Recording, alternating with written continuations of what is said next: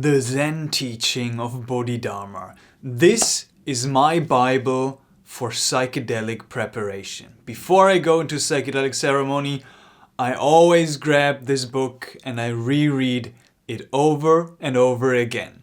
Hey, I'm Virgo and this is Psychedelic Actualization. On this channel we talk about topics like psychedelic preparation and integration and working with psychedelics to live a more authentic and fulfilling life. If you're curious about psychedelic integration coaching, check out the link in the video description. That's what I'm offering. So today I also want to talk about psychedelic preparation, because one way I've found to prepare for deep psychedelic space, I just recently went into an ayahuasca ceremony, is to revisit some deeply meaningful and resonant spiritual texts and to reread some passages that just deeply resonate with me.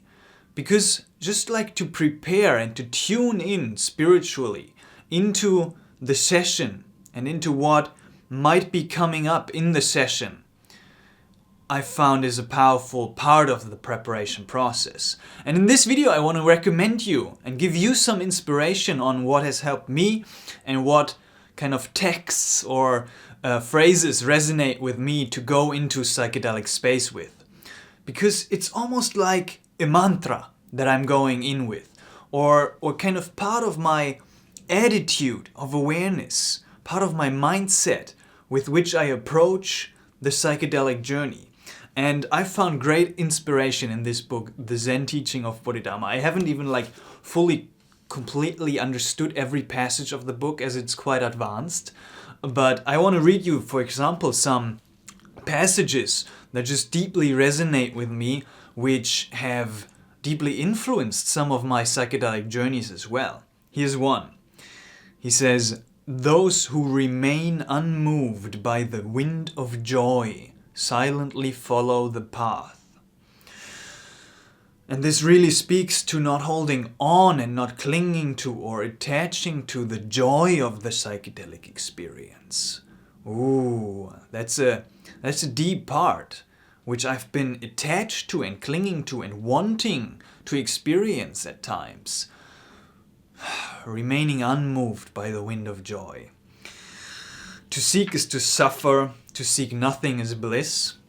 Just really well hitting on the aspect of not seeking anything, really kind of centering in the now.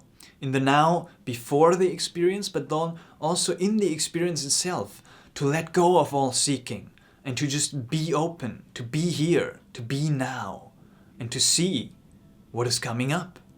And not to seek anything consciously, even though we might have our intentions for psychedelic space. Here's an interesting one. I have shared that before, but I will share it again as it's so powerful. He says, "The basic nature of a Buddha has no such form. Keep this in mind even if something unusual should appear. Don't embrace it and don't fear it. And don't doubt that your mind is basically pure. Where could there be room for any such form? Also, at the appearance of spirits, demons, or divine beings, conceive neither respect nor fear. Your mind is basically empty. All appearances are illusions." All appearances are illusions. Don't hold on to appearances. If you seek direct understanding, don't hold on to any appearance whatsoever, and you will succeed. I have no other advice. This is so powerful especially for deep psychedelic space, right? Where we enter into the realm of the gods, of the deities, of the celestial angels, and maybe we dive deep into the world of demons and spirits and aliens and entities. Not to hold on to any of these appearances, even if they might feel and seem more real than real. Right? But to know that our mind is basically pure, to connect to this Buddha nature, because then the psychedelic space really becomes a practice of self-realization and of checking in. At least that's the fun in it for me, right? And the Zen approach is just one approach. I want to continue on with some more inspiration of what has also inspired me and might inspire you as part of a psychedelic preparation. One is Art Psalms by Alex Gray, right? Or just any kind of poetry. What I like about this is there's so many beautiful pictures by Alex Gray, right? And a little bit of like beautiful poetry in it as well.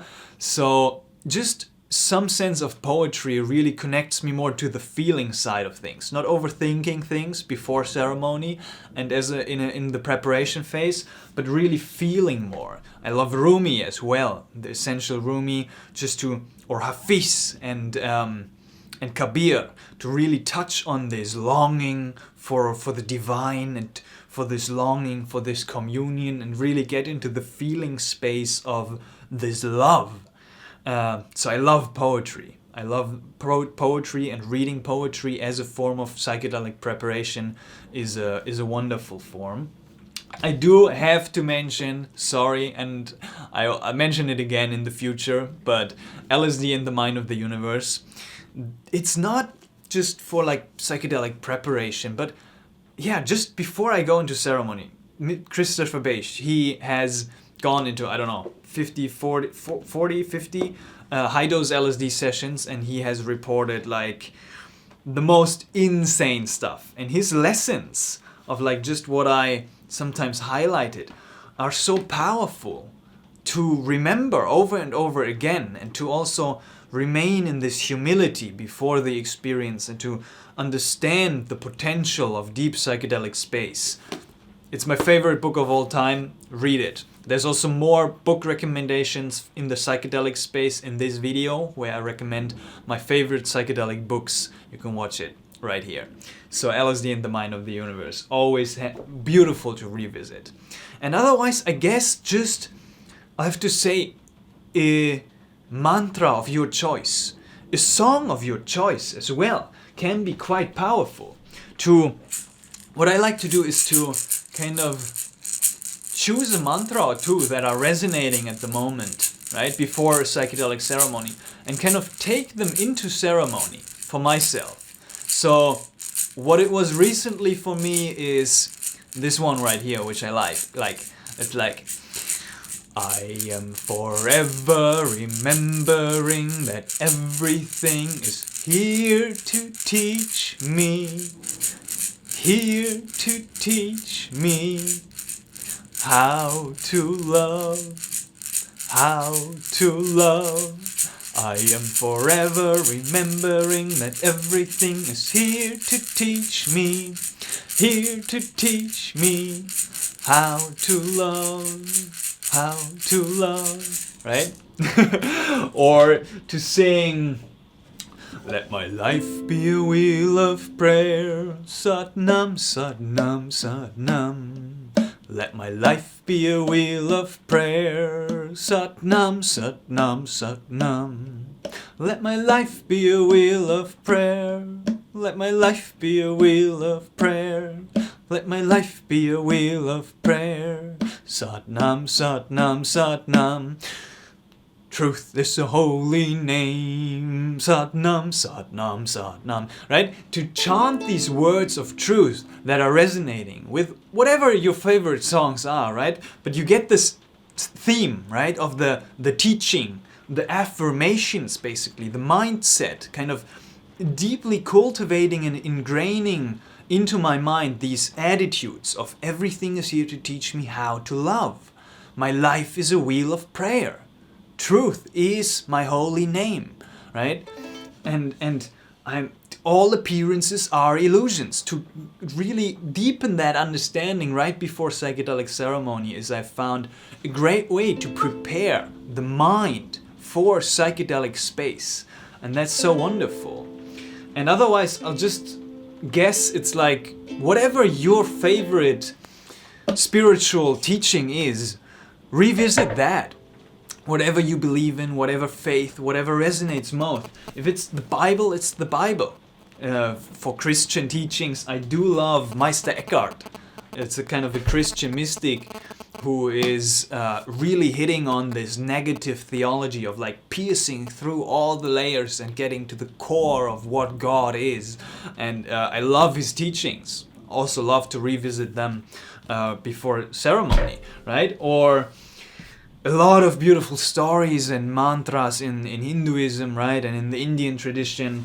Also the Sri Guru Granth Sahib Ji, one of my favorite mantras is the first one, the Mool mantra, which means, right, this Ek Onkar Satnam Karta Puragnirabho Nirver, which means one universal creator God, the name is truth, creative being personified, no fear, no hatred, no fear, that's a powerful one with psychedelic space, image of the undying, beyond birth, self-existence, by the Guru grace, chant and meditate, true in the primal beginning, true throughout the ages, true here and now, O Nanak, forever and ever true. Right, all of these things, whatever resonates for you, spirit, connect to that spirit, to the spirit of that, right before psychedelic space. Books are a great resource, songs are a great resource to really connect and cultivate this proper mindset to take that into your psychedelic space, and I found great value in it. And even in like some very heavy, challenging DMT experiences or ayahuasca ceremonies, I found great joy in the fresh remembrance of some of these insights and mantras and teachings that have helped me a great deal to move through and open up and trust that and kind of know that in the back of my mind there is this purity of awareness that is untouched, that is undying, that is just pure love and pure truth, and that is wonderful. Hallelujah.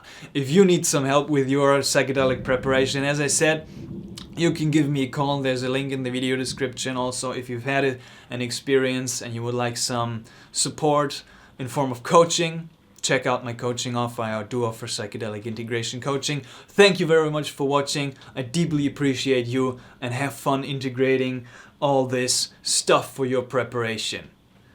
Namaste.